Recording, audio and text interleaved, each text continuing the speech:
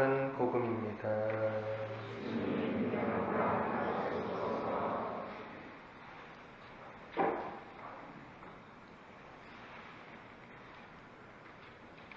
그때 요한은 이렇게 선포하였다.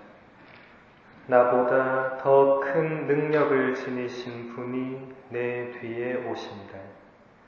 나는 몸을 굽혀 그분의 신발끈을 풀어드릴 자격조차 없다. 나는 너희에게 물로 세례를 주었지만 그분께서는 너희에게 성령으로 세례를 주실 것이다.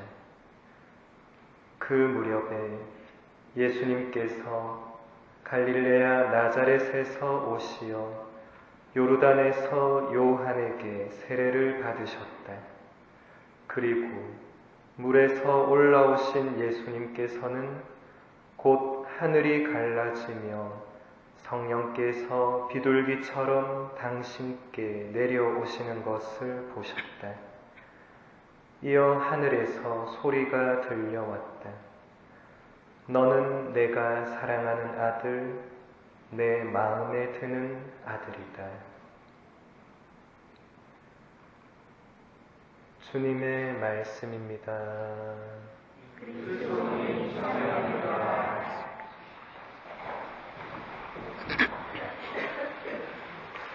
참 예수님,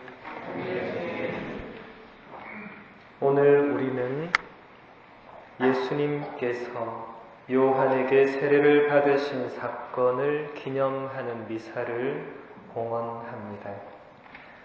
예수님께서는 30년을 사셨던 갈릴레아의 작은 마을 나자렛을 떠나서 오늘 요한에게 세례를 받으러 요르단 강에 오셨습니다.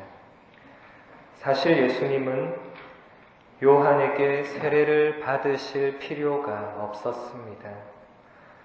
요한이 베푼 세례는 자기 죄를 뉘우치고 자신의 삶을 바꾸는 회개의 세례인데 예수님은 죄도 없으셨고 회개할 필요조차 없는 분이셨기 때문입니다.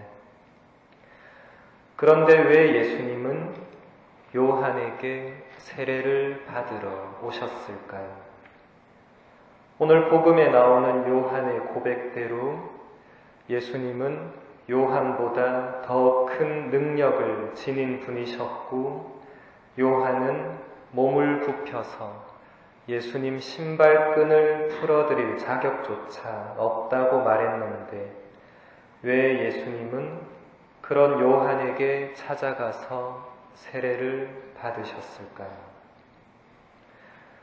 요한의 세례는 구세주이신 예수님의 구원 활동을 미리 준비하는 것이었는데 구세주이신 예수님께서 그에게 세례를 받으신다는 것은 뭔가 앞뒤가 맞지 않아 보입니다. 요한에게 세례를 받으러 온 사람들은 대부분 가난한 사람들이었습니다. 가난하고 아는 것도 별로 없고 율법도 잘 몰라서 하느님이 누구이시며 하느님이 어떤 분이신지도 잘 모르는 지극히 평범한 민중들이 대부분이었습니다. 예수님은 구원 활동의 시작을 바로 이 가난한 사람들과 함께 하고자 오늘 세례를 받으러 오셨습니다. 예수님은 가난하고 평범한 민중들에게 하느님 나라의 복음을 먼저 선포하셨습니다.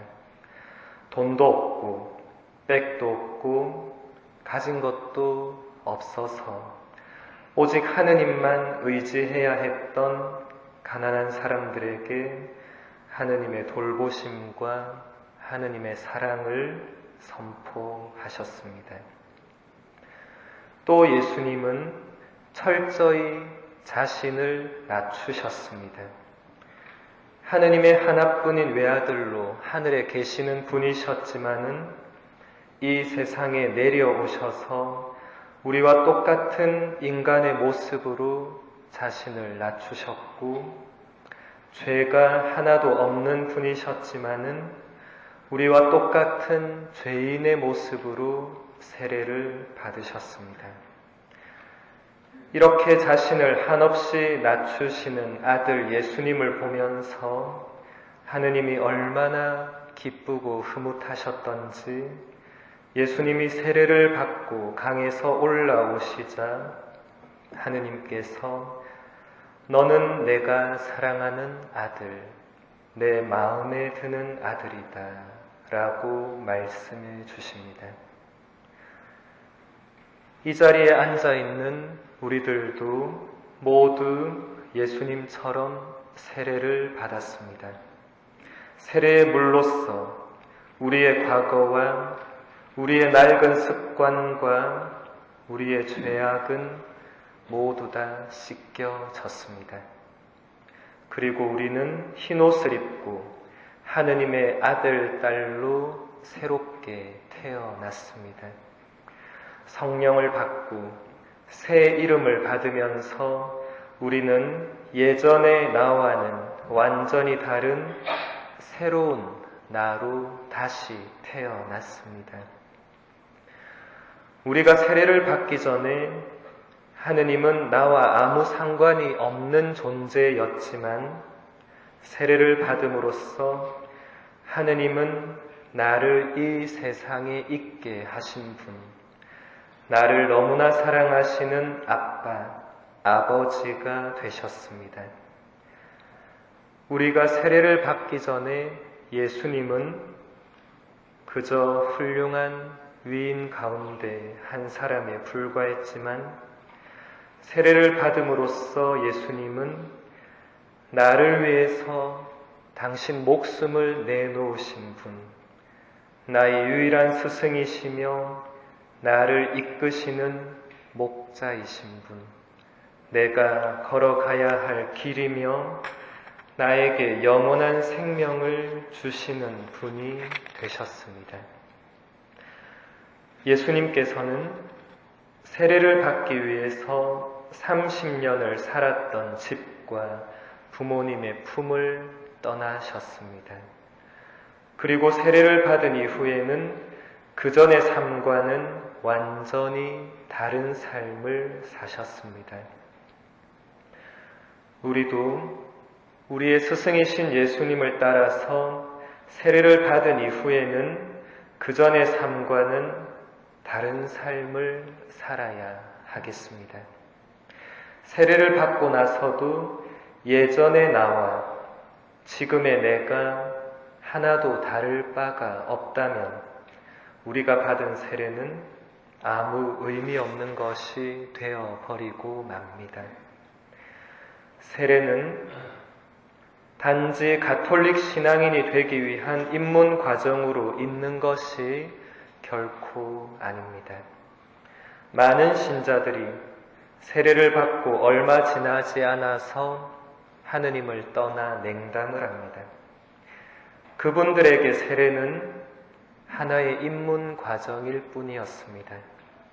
입문하고 나서 보니까 별로 달라진 것도 없고 크게 바뀐 것도 없고 성당 다닐 때나 안 다닐 때나 별로 다를 것도 없어 보이니 자연히 떠나게 되는 것입니다. 성당을 다니고 있는 신자들에게도 세례는 그저 하나의 추억으로 머물러 있는 경우가 많습니다. 세례받을 때 내가 아기였고 혹은 세례받을 때 어느 신부님에게 교리를 배웠고 누구와 같이 세례를 받았고 세례받을 때 이러이러한 에피소드가 있었고 등등. 세례를 받고 달라진 게 있다면 이제 주일마다 성당에 가야 된다는 것, 주일 미사를 빠지면 죄가 된다는 것, 그래서 어쩔 수 없이 가야 된다는 것, 그 정도인 분들이 많을 것입니다. 오늘날 우리 신앙인들의 모습들을 보면 세례와 내 일상의 삶은 아무런 상관이 없고 세례와 나라는 존재의 변화도 아무런 상관이 없는 듯이 되어 버린 느낌을 받습니다. 그래서 세례는 받았지만 새롭게 태어남도 없고 하느님을 진정 내 아버지로 모심도 없고 내 삶의 본질적인 변화도 없어진 것 같아 보입니다. 그런 우리들이기에 오늘 스승 예수님이 세례를 받으신 사건도 별다른 의미 없이 다가옵니다. 예수님께서는 자신을 한없이 낮추시고 또 낮추셔서 세례를 받으심으로써 가난하고 부족한 우리들 곁으로 다가오셨습니다. 우리는 세례를 받고 나서도 예수님 없이 아무렇지 않게 살아왔고 또 그렇게 살고 있지만은 예수님은 지금도 우리들 바로 곁에 계십니다. 우리는 예수님의 말씀에 귀를 기울이지 않지만은 예수님은 지금도 우리들에게 말씀하고 계십니다. 과거의 삶을 벗어버리라고. 예전의 나의 모습들을 이제는 바꾸어 버리라고. 하느님의 사랑받는 아들, 딸로 새롭게 태어나라고 지금도 우리에게 말씀하고 계십니다.